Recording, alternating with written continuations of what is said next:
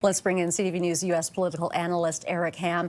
Good morning, Eric. Hillary Clinton testified for over 6 hours yesterday. What stood out for you? I think what stood out was the fact that they had to actually pause this deposition because the information leaked, and it seems as though this was going to actually derail even before it really got started. We know that the Clintons had been pushing for this to be done publicly.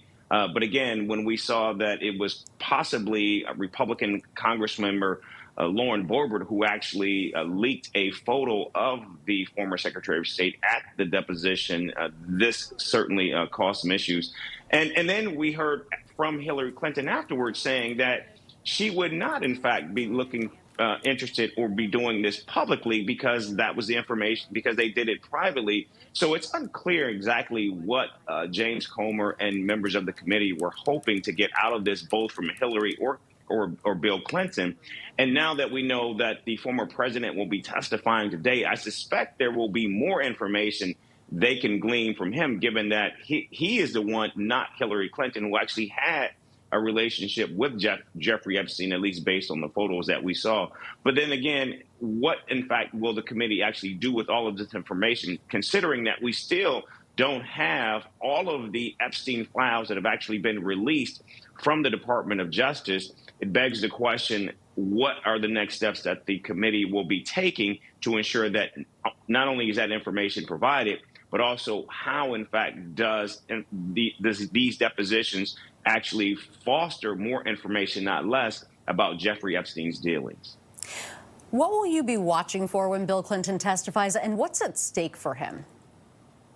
Those are really good questions. We know that Jeffrey Epstein, of course, his reputation is notorious, and we know that, of course, Bill Clinton certainly had a relationship with him. And so I think the question becomes, how, in fact, was Bill Clinton actually connected to Jeffrey Epstein? What did he know? How much did he know? And, of course, when did he know it? And more importantly, did he actually was he active in many of the sex trafficking activities that Jeffrey Epstein was accused and convicted of?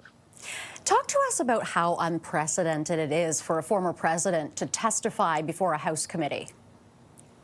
Yeah, it's rare that we see this. We know that Gerald Ford did it, and now Bill Clinton will be doing it. So it is highly unusual. But when you look at the scope and the scale of Epstein's dealings, and not only that, but how we're seeing it play out across the globe. You've got former Prince Andrew, who has been arrested as a result of his ties to Epstein. I think what we're seeing now is this is not only uncharted territory, but the fact that you have the former president testifying on this issue makes clear that this is something that simply is a major political problem, but certainly something that's not going away. And it also, I think, will potentially ensnare the current president as well.